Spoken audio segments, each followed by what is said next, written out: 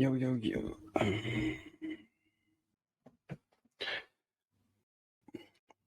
Where's the camera? Being a brand is something we have to talk about. Oh, okay. Disbanded now, yeah. Wait, but then I get again thinking.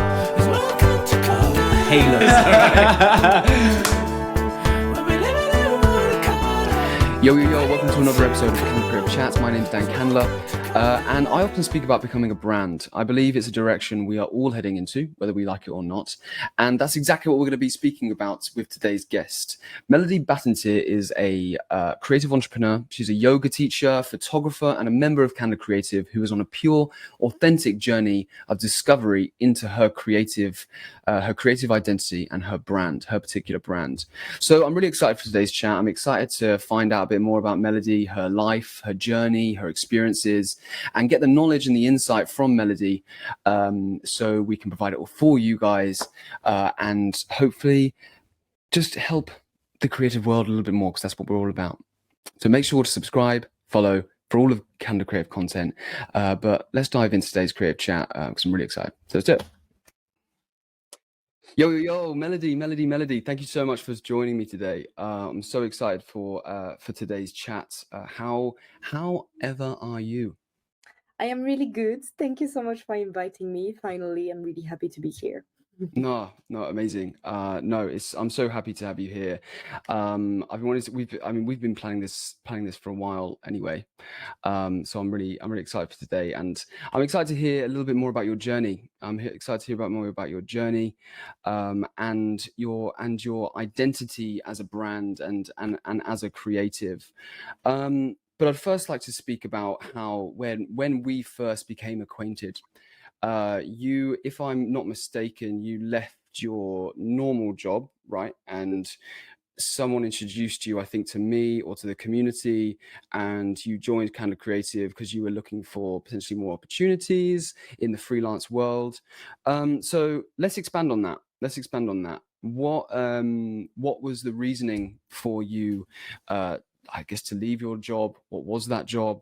And what direction are you in now?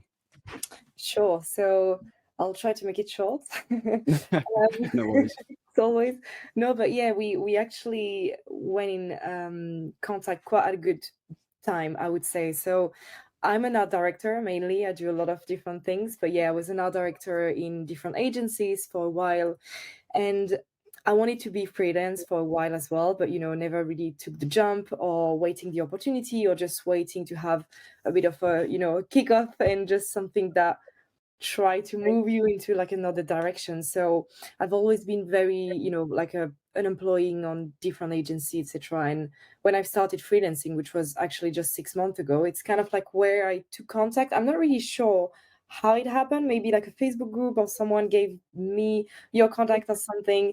And so yeah, the goal was obviously to expand, because when you try and you start freelance life, it's so hard, but yeah, it's so excited, and you just want to meet people that resonate with you, that do the same thing.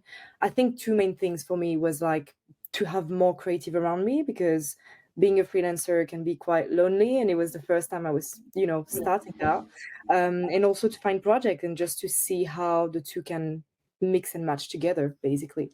So yeah, then I joined the community, and it's been good. Like, I can see a lot of things happening, and it's really good to follow also from maybe not the beginning, but kind of like the beginning, and maybe try to work together also in the future, etc. And also just sharing if I have worked for people or if people have worked for me, like just this whole creative vibe. I feel like all of us creative are quite, hopefully, good people, good-hearted and sensitive, and this is kind of like what I want to find on the community. That's that's a really important kind of a really important point you just made there about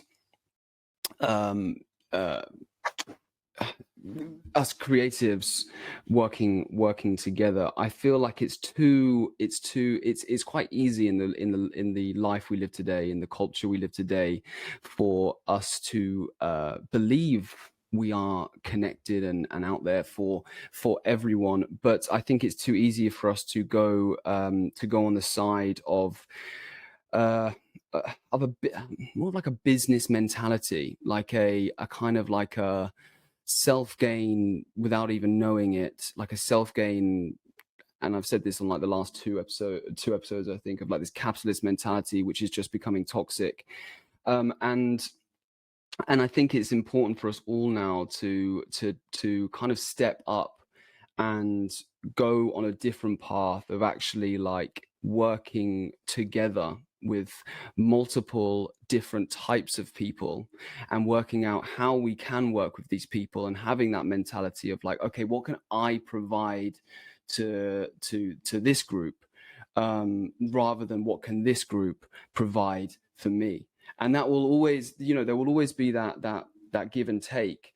But if you straight away go on the mentality of okay, what am I gaining, then it will always just be like a you thing.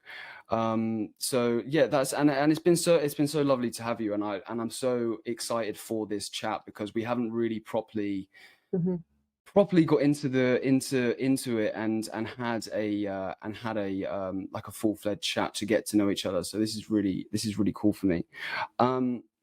So you say you were a part of agencies. That to me already says freelancer. So have you kind of always been a freelancer, or was those agencies, were you a part of the... Yeah, so I was an employee. Yeah, so I've Oh, okay. started with ad agency, and then moving on to more luxury side of it, but still in boutique agencies, and then joining like bigger agencies, so PR, design, audiovisual agencies, but as an employee as an art director.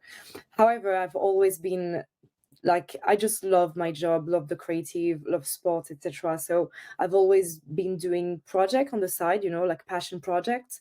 So it's kind of like natural that I moved into the freelance world now to try to do all of that, but just not on my weekend, but during the week as well, and just like splitting the day a bit more, and splitting the project and the people a bit more.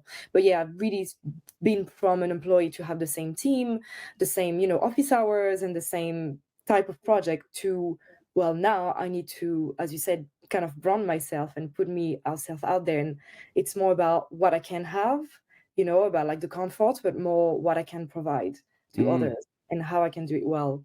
So that's been a switch as well on how you approach the work, I guess, for me anyway.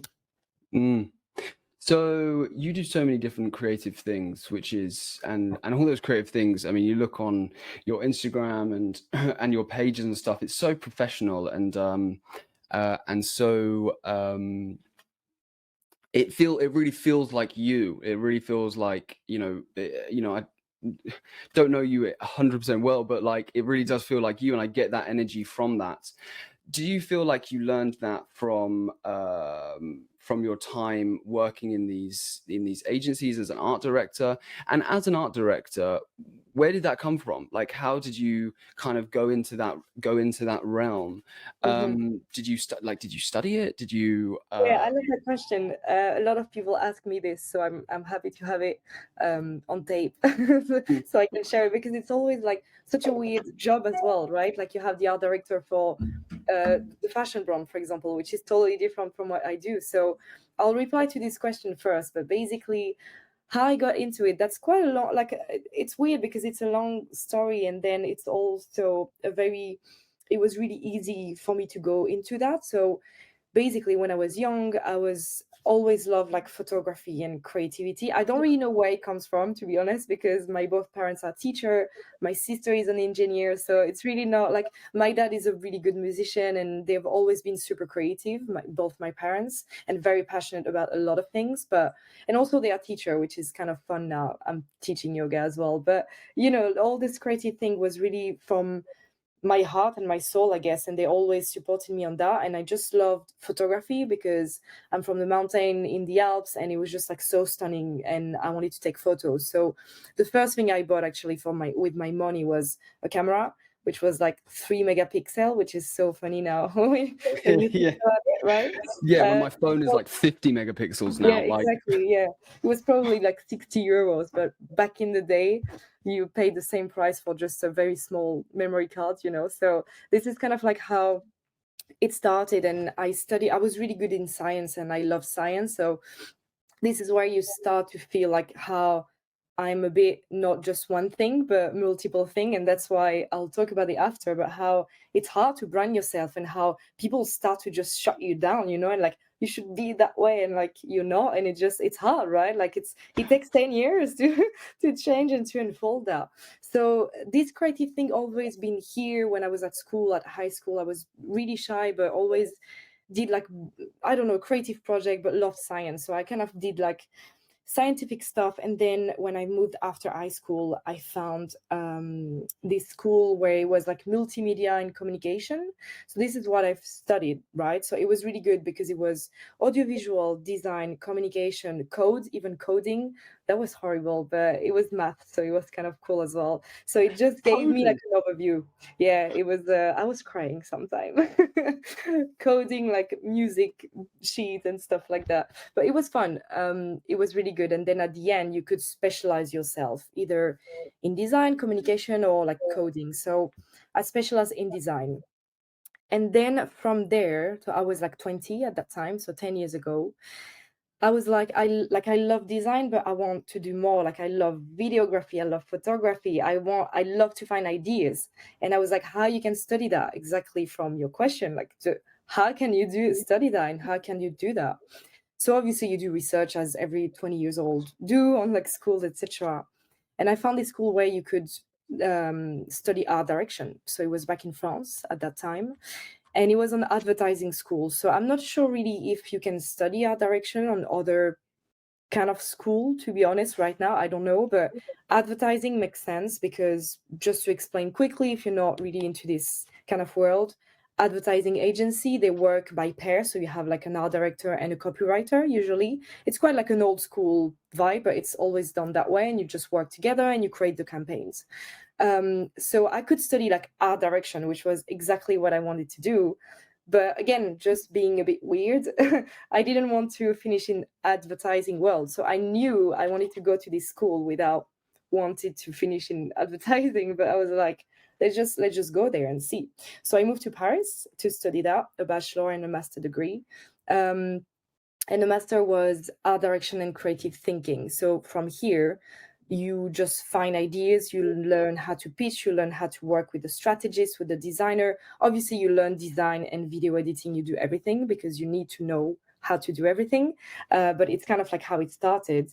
And then my master moved to London, which I wanted to go because I couldn't speak a word of English. It was like horrible when I moved there. It was so hard, but I'm so glad I did it because I'm here now thanks to that.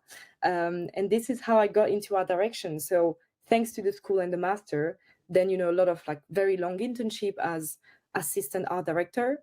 And then I guess it was a mix of everything, luck, good timing, and also hard work because it is. I've met someone that hired me in London, so in 2 weeks, I just moved from Paris to London. And I was like, yeah, I'm done. And I started as a junior art director on an agency, which was like luxury, a boutique agency. So not really an advertising agency. So this is how I started. But I definitely studied that. Yeah. Wow. That's amazing. That's a lot to unpack. It's It's a lot. And no, I think short, it's but yeah, it's something that's so familiar to me. But it feels like your past. It's almost like you didn't know where you were going, but like you just knew that you had to go down these different kind of angles and these different paths to head in that direction that you wanted to be in, yeah, exactly. And Exactly. Like, everything I've done it's like I really loved it, but it was still a step to whatever was coming after. Like, whatever was coming. yeah. Yeah, exactly. There was a feeling within you. This is almost how I feel like now. If I look back at my life, it's almost like I felt there was something missing. there was something not really there in the stratosphere that was not fully me yet. And you know, that stems from you know, from the childhood, and trying to understand myself, and having all these different kind of things that were going on. But it wasn't until now I'm able to utilize all of my creative endeavors and Mm. whatever I want to do, that I feel like it's me. And that's why I want to go on what you just said, what you said a minute ago, how you just didn't want to be in one direction, and Yes. how people, this is what I literally says all the time, how people will, and again, this comes from this old mentality, this old structure of living, of how we almost had to be to survive. Was, you know, you had to get bread on the table, you had to have your one route, you had to have your one direction, your one identity. You know, I'm an engineer, so right, that's your identity. I'm a photographer, cool, that's your identity. And we needed them in order to survive. But the times are changing, and we are all, like I said in the intro, and like we discussed, you know, we are all kind of becoming brands. We're all becoming our own brands. um and and I'm now, and yeah, like you said, you don't, it's not this one direction that everyone kind of all says. And it's hard for people to kind of, I think we're in a very changing time where people are kind of seeing this, and they understand people now a little bit more, that they have multiple kind of things they do, but people will still try to narrow you into one kind of direction. Yeah, I feel like there's two things now, and tell me if you agree, but I definitely feel like this is still the case.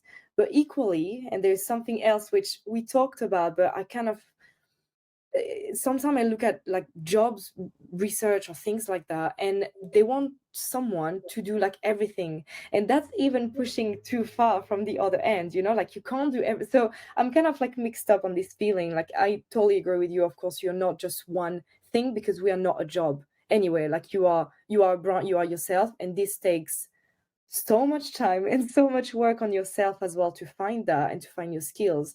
For me, it doesn't like, for example, for photography, even if you say you are a photographer, it's not even niche enough. Like sometimes it's food photography, and I know, especially in France, like if someone was doing lifestyle and food, you wouldn't take him because you're like, it's just two things differently. Like how can he do both? Like you can, you know, I'm not Yeah. saying that you can be good at a lot of skills, because timing wise you can't really, but you can absolutely be good at multiple things. If, like, for example, me, all the wellness and the sports came from me when I was 6 years old, and it always followed my life. So now I became a yoga teacher. It's not something that appeared like that 2 years ago. It's a lifetime Mm. things, and the creative is the same, you know, it's a lifetime thing. So you are multiple skills because you develop that through your life, you know. That's so prevalent. That's so true. When did you come to that realization? Because sometimes it's hard for people to understand the journey. This is why I almost have this podcast, and why I love this podcast, because we do dive into the journey of people's childhood, you know, leaving school and then becoming who they are now. And there is sometimes, it's really interesting to see the realizations on people's faces Mm. when I say to them, okay, well, it makes sense that when you were a kid and you had all these different struggles and you had all these different things, that now you're into, I don't know, you're into this particular career path, or this creative endeavor, or you're doing this, like, so like for instance, our last guest, Alba Ribez, such a humble, lovely human being, and she was saying how, you know, in her past life, how she kind of struggled. She got, I don't know whether it was she got bullied, or she was maybe, I think she struggled with her weight, and her the way that she looked and stuff. And now she's very hot, like she's now a model, and Mhm. she tries to empower people with her modeling to make them feel beautiful and to make them know that, like, whoever you are, you have the power to do these things. And she came with that into this realization of, like, wow, like that's actually formulated from this childhood thing. So when did that kind of realization happen for you? Or have you always been this kind of aware? I feel like you're the type of person who's been quite aware. That's a really good question, because this year, so I turned 30 this year, this month actually, and I feel like it sounds really cliche, but for me it was like a big step with also jumping into the freelance and just having more introspection. I really do feel like this realization came this year, but this is where I've stepped myself up. When we're talking about branding, this is how I've tried to brand myself as the yoga teacher. I'm trying to do as the photographer, and again, I'm not like, I don't know if I've it's always constantly evolving. Like, I finished my identity and kind of like the way I want to go, and now I want to do something different. But you need to accept that as a creative, it's because you're growing, etc. So I think the realization really came this year. You know what? Because as a freelancer, like, my main client for now is coming from a contact that I had 10 years ago when I was an intern in Paris, and it was an art director there. And when you launch freelance, you just contact everyone it's just say, hey, I'm available for work. I do this, this, and this. And she already really liked to work with me. And she gave me the contact of her aunts. And, just this plus this, just make it happen that I have a client here that is my main client for now. And from that, I really thought about the power of, first of all, your reputation. So I want to say that to everyone, not to fake, of course, but I generally think that we are all good people, then your life traumatize you and make you maybe someone different. But if you're a good person and you really try to make it good, and if you're passionate about what you do, people will remember. Because from when I was an intern, people already saw that I was hardworking and creative. And I'm not saying that it's matching with everyone. It's not the point anyway. But people are willing to help you, and to like work with you. And I kind of like saw the power from this. And then also when I was full time, just before being a freelancer, they always struggle to kind of understand where I was sitting as an art director. So in an advertising company, it's really easy.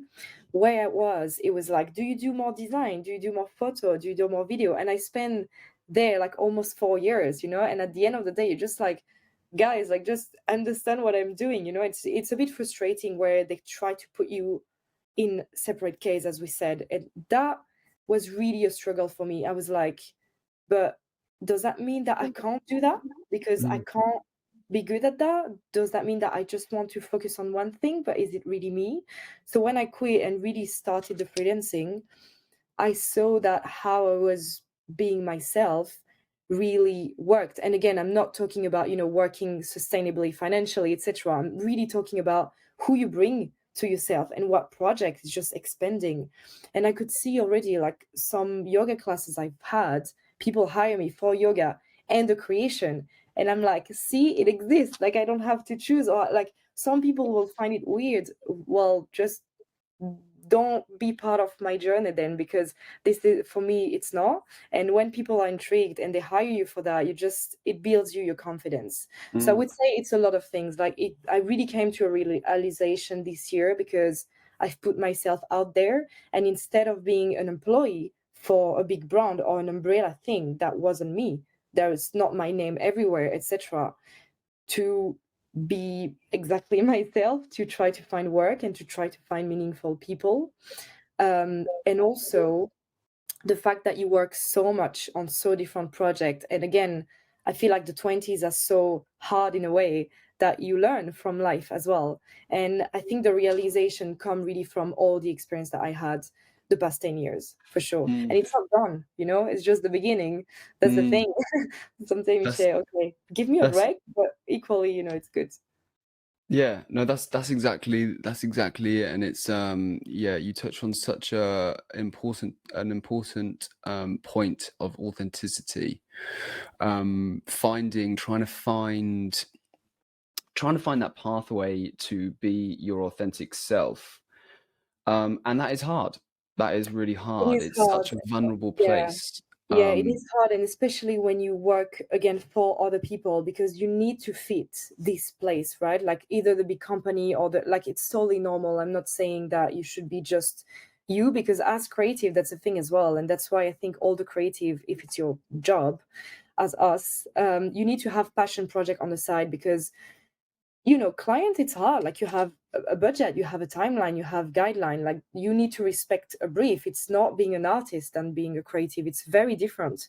But I do feel like if you are creative, you need still to be an artist. And when you try to expand your thing, you need to put the art, a bit up more, and Mm, everything in the corporate world just try to put you down, which is normal. It's not about you, but equally you want it to be about you, because you just want to release your creativity and stuff. And I would say it's really important to play that, but also not forget who you are. And I really saw that when I was intern, especially as a woman, because it's weird. Like at school there's so many women, and then you arrive on the creative world and it's just like 70% of men, and it's hard. Like it's not really balanced. And mm, to make your place, and also to stay who you are, and to try to, again, being on the mold but not following what other people do, it's hard. Like as I said to my friend the other time, I was like, it will be so easy to really be a complete asshole at 30 after all those years in this industry. But when you are trying to stay true to yourself and developing that, people are amazing, and you will find the good people along the way. mm. But you definitely need to have an opinion. You need to try to do mistake. Please do mistake because this is how you learn. And also sometimes some fights are worth fighting for, and some others not. So it's Mm. also for me a balance to find that. Yes. Yeah, no, literally. And there was something that you said just then about working the art more than and rather than the other stuff. And it's interesting because all people tell you is it's 80% business, 20% creativity. And there's something I think I listened to I think it was a podcast, or my memory's awful, so I'm not going to be able to tell you what podcast that was or where it was. I can just tell you the context of that whatever it was. And they were talking about these different percentages, and how so for example, everyone always says 80% business, 20% creativity. Okay, that may be for one particular person. And we have all these things now that say, oh, you need to follow, like all these adverts you see on Instagram and YouTube, and so, oh, you need to follow this direction and you'll be successful. You follow this and you'll be a multimillionaire. You follow my way of doing it and you will be this and this. Okay, well, that's fucking bollocks, because I'm me. And all these people are trying to Exactly. do is keep us in this mentality of follow. Again, this is something it's something I've picked up on over the last couple of episodes and the last however many weeks. And I'm sorry, guys, if I am repeating myself. I don't really care. But we have this tendency to follow in the first period of our lives, and then the next period of our lives, we need to become our own leaders. We need to become our own. We need to find our own path. And for a lot of people, that's hard. It's easier to follow. It's easier for someone to tell you do this and you do it.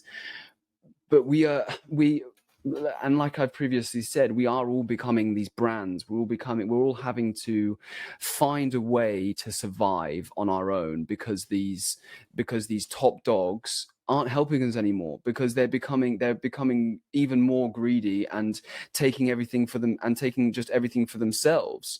And it's like, okay, cool, but then how do we survive? And we survive by becoming ourselves even more, our own individuals, and we provide our individuality to and help others with that, and we create our identity around that. But then how do we do that in a world where where we are constantly encouraged to follow the narrative. Yeah, I love that you touch point on that, because it sounds like everything in Instagram, all the courses they sell, etc. And I'm all up for it. Like I would love to do one day, etc. However, it sounds like it's helping you to become more you, but it's actually feeling almost the opposite, because I've done a course to like help me for marketing, etc., because I'm not from that, and it was just like to help me. I didn't do any money of that, like, because it was just for me to help and to launch the YouTube, and that's how I started. But as you said, like, it's just a bit bollocks when they say, oh yeah, you can earn so much, etc., because for me, like, it's all leading with money where it should not be. Like, and I mean, don't get me wrong, we all know right now it's really hard, especially in London. Like, I'm not saying it's easy, it's not. However, I would prefer to still accept some job like in design or alimentary job, etc., to pay my bills, than just to think my biggest passion, especially when it's helping people, either is yoga, where it's no joke, like you are playing with people's body and mental health, which is very, very serious, as well as creativity, which is for people to put themselves out there. It's very important thing. Like, you can't lead with money, you need to lead with your why. And that's where every book of, like, the whole book, I'm not inventing anything, the old book will tell you like why Apple was really successful as well. They didn't put like the what in the center, they put the why you do that. And I think this is really important, and this is how you'll find yourself a bit more. And the problem with social media that I see is that, for me, for example, when I started to expand on social media a bit more and find my brand, as you said, and like posted reels, etc., and just have kind of like an identity, um I'm a creative, I love doing that. So for me, it was really natural, it was out of passion, it was not to follow any trends. And the proof is, I mean, I'm not having a lot of followers, but that's not the goal anyway. For now, it's not working in that way.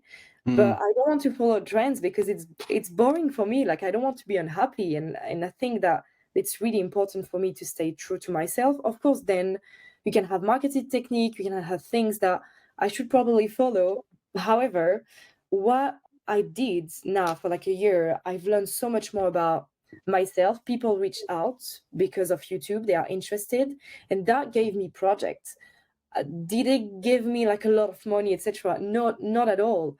But it wasn't the point for me, and that's why I want to say to people, like, just do stuff, because the more you put yourself out there, the more your personality, what you're gonna do, you craft it more and more. It's like the creativity. You can't do something and be happy with it. Like, it's gonna change and change and change and evolve. But then when people see something, sometimes it's like, oh, okay, and this person become your business partner, or your best friend, or like something. And I think the why is really important. And I've been really, really putting myself a lot on social media and working a lot on YouTube, etc. It's been like a month and a half, I haven't posted anything. I was posting every week for like the past 2 years, because freelance kicked in and other things happen. And to be honest, I don't really care, because other things are happening as well. And I'm traveling in 10 days to photograph a big event like at the other side of the world. And there's just like so many things happening, that I think it's really important to just find why you do things. Again, either it's on social media or not. And of course, if it's your brand, like, you need to post a lot. I completely get that. But I feel like it can be a very unhealthy loop. And life is so, like, it's too short for that. So I love yeah. that. Lead with the why. I really do love that. I've got two directions I wanted to go here. I'm going to take this one direction because it's in my head, and I'm impulsive. What was the catalyst of you leading with your why? That's a good question. So, like, and the ways, I said, so because there seems like one important catalyst that happened was when you left your job 6 months ago. But it sounds like the catalyst of finding your why, understanding and becoming aware of your creative identity happened long before that. Yeah. So I think I had another big point in my life, actually, when I did my yoga teacher training 2 years ago, which was a life-changing things. And I was like, okay, fun. Now I want to help people, but also through my creative process. So, it's kind of like everything kind of pieced it together. But also I think the point where I kind of started to find my why was definitely after the study and just starting a bit of the real world as adults, as we said, like as you said, it's such a big transformation. And this is when I moved to London, because for me, when I start to study in London, I was like, I can't really explain to you, but there's things in life, and that's why I always say to people, just travel, even if again you don't have a lot of money or you just don't do a lot of things, like just start to meet people, learn a new language, etc. Because that opens your mind so much. And I was really fortunate to have a great childhood, etc. But still, you are in your parents' mind, in the school, like everything you learn is like on a box, right? It's normal.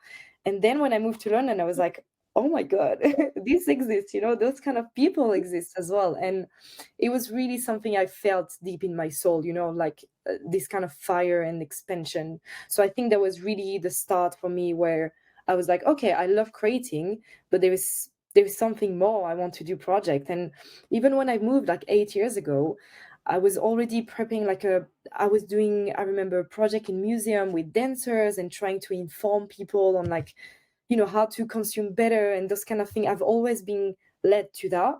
And I wish one day my creativity or whatever I was providing to people will lead me to this kind of like space. So as you said, there's not really one point like, oh, 6 months ago I realized that. It was long before. And I feel like what really just makes me, I think for me it's really back to like happiness and passion, because I'm like that, I want to be happy and passionate, and that sounds so easy, but it's the hardest thing to have in life, right? To be really content. And I have that from the creative, the show, the artist, the wellness industry, every single thing. And you just try to go your way through it. And I think I had a breakthrough when I moved here. I was like, oh, well, I love sport and dance, and I'm photographer. Why don't I shoot dancers? And it's kind of started like that. And I was like, oh, actually, I can maybe find kind of like a niche, in this like sport movement industry. And it developed, step after step. Mm. Um, and then 2 years ago, and when I did my training, I was like, actually sharing with people feels so good. And if you meet other people, you'll see even the creativity, like you love to share. You do a podcast. My school back in Paris called me for me to teach a seminar in March next year. And I Wow. love that. Like, it's gonna be a long week, but I just can't wait, because sharing is so nice. So I feel like you build things and then you really feel it deep down. You just feel like if it's right for you or if it's not really.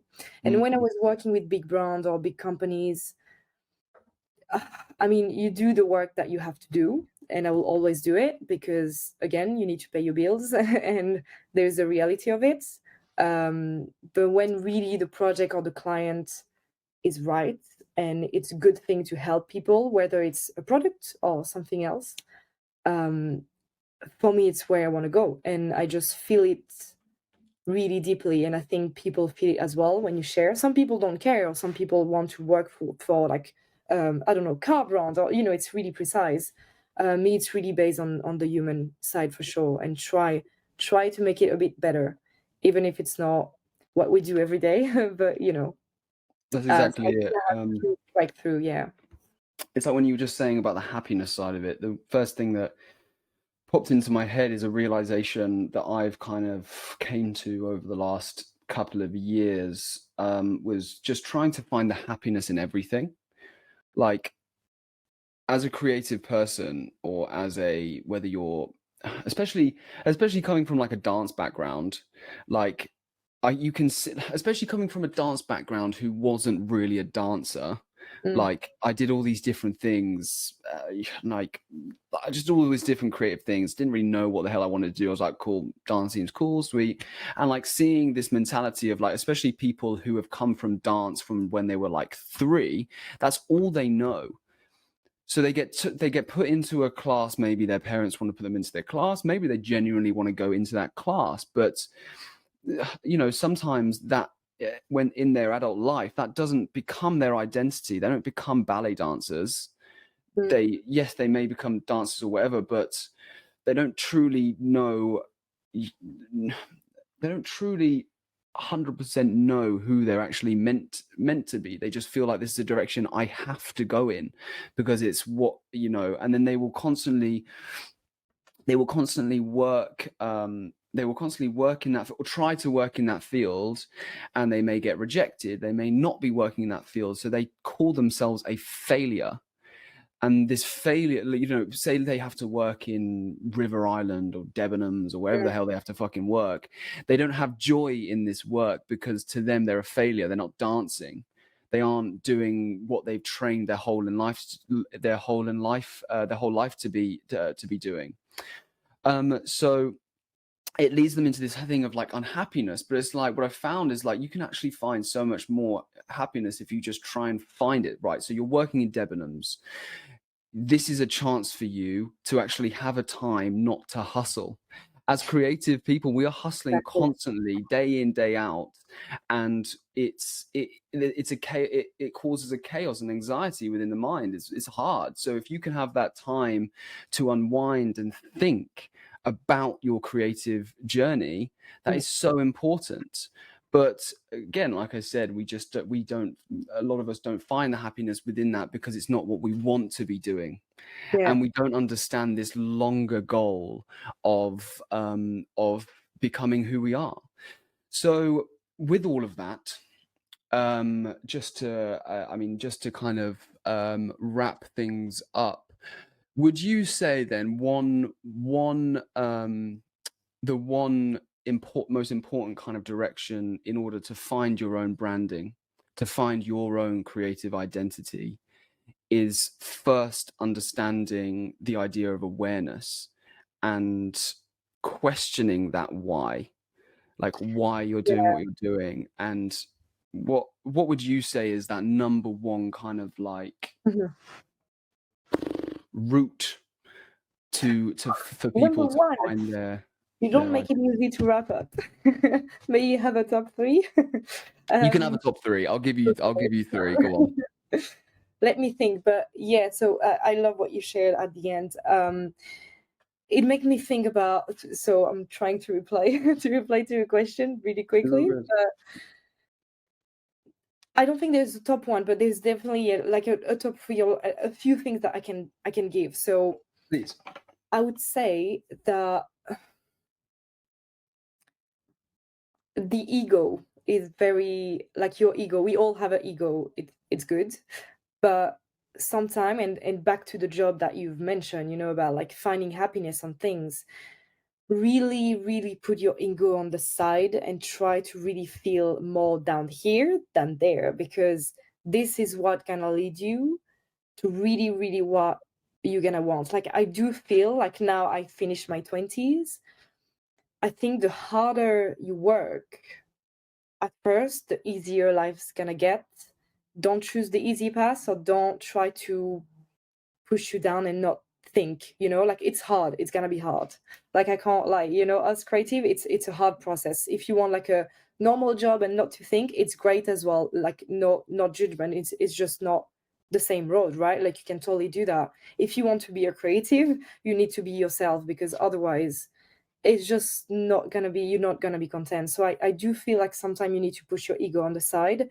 Going back to what you said about, the dancer, etc. I currently, now I talked to you about my main clients. It's honestly the rate it's so much lower than what I should have and what I can have. It's insane. However, I put my ego on the side as well, and the money part of the side, because what is allowing me to have on the side, and the peace of mind I have when I go to this job, is just so much worth, everything that I do on the side, and for me, what developed me. But you do need to put what you think the society try to make you want, and really put your ego on the side. So I think that's really important. And then the why, just really find why you do things, and then things will just put with the why. If you do something for a good reason, then you can find a way to do it.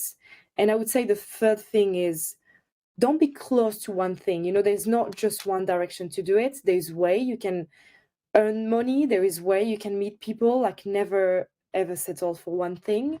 And I do feel like some people sometimes try to be creative and it's not their calling, or it's not really what they want to do. It's just because it's cool, or they should do it.